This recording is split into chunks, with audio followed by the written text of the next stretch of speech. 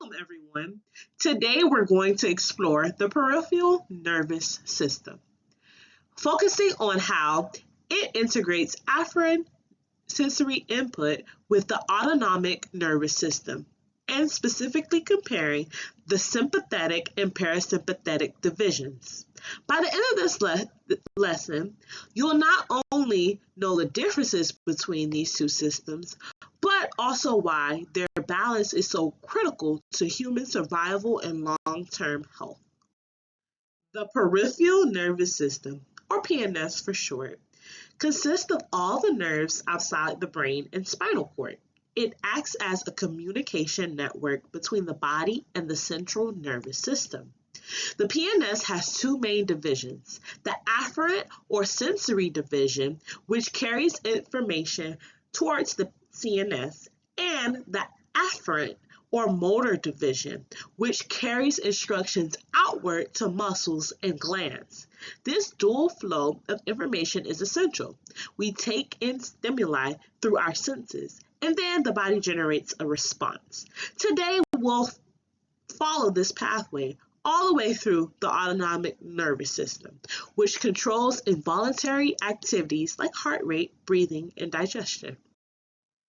Within the efferent branch of the PNS lies the autonomic nervous system, or ANS for short.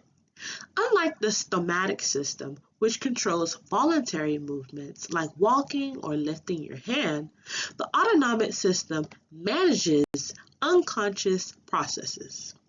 The ANS has two complementary branches: the sympathetic nervous system, which mobilizes energy and prepares the body for emergencies, and the parasympathetic nervous system, which converts energy and promotes rest, digestion, and recovery.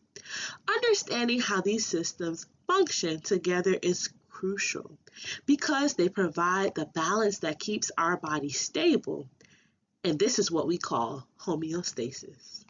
The sympathetic nervous system is often described as the body's fight or flight mechanism.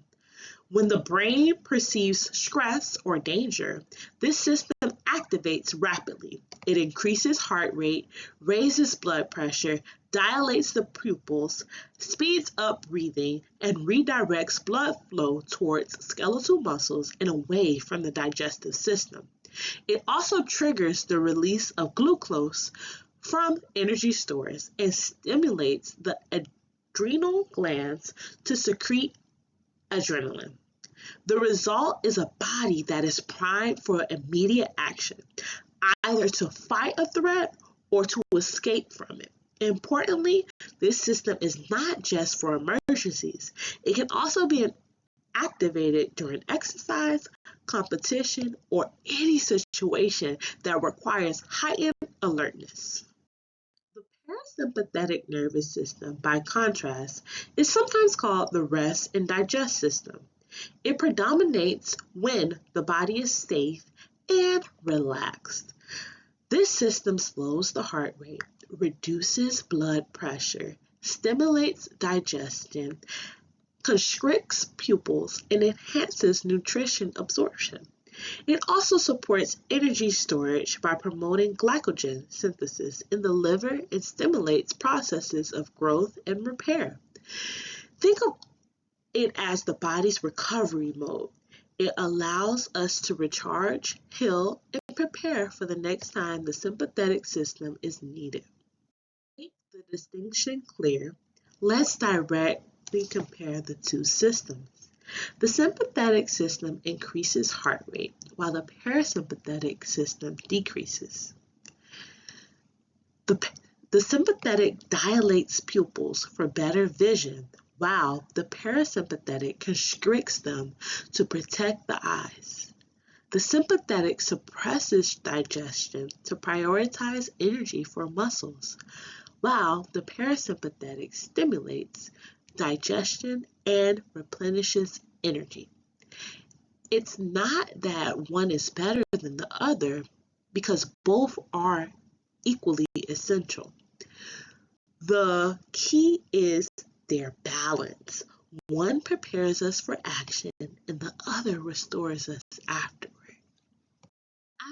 division of the PNS plays a crucial role in activating these systems. Our special senses, such as sight, hearing, taste, smell, and balance, act as the input system. For example, when your eyes detect smoke or your nose smells something burning, this sensory information is carried to the brain. The CNS processes that input and determines that it is a potential threat. The, the sympathetic system is then triggered to heighten alertness and prepares the body. Without the afferent system, the autonomic system wouldn't know when to respond. Into a real world context. Imagine you're hiking and suddenly you see a bear. Your visual system, part of the afferent division, detects the animal and sends that information to the brain. Instantly, your sympathetic system is activated. Your heart races, your breathing quickens, your pupils dilate, and your body prepares to flee or defend itself. Now fast forward to later in the evening. You're back at camp eating a meal. The danger is gone and your parasympathetic nervous system takes over, slowing your heart, stimulating digestion, and allowing your body to relax. This constant switch between systems is what allows humans to adapt to different environments and survive. The peripheral nervous system allows communication between the body and the brain. Within its efferent branches lies the autonomic nervous system, made up of the sympathetic and parasympathetic divisions.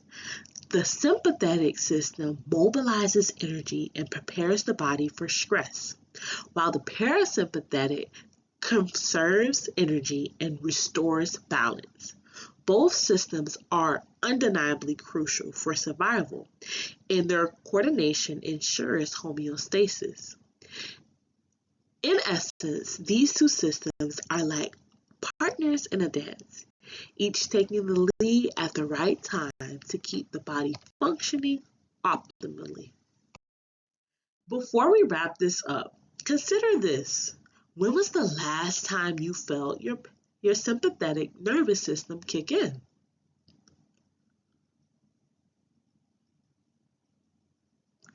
Maybe during a stressful exam or while exercising intensely. And how did your parasympathetic system help restore balance afterward? Understanding these systems is not just an academic exercise. It gives us insight into stress management, physical health, and even mental well-being. Now let's open up for questions and discussions.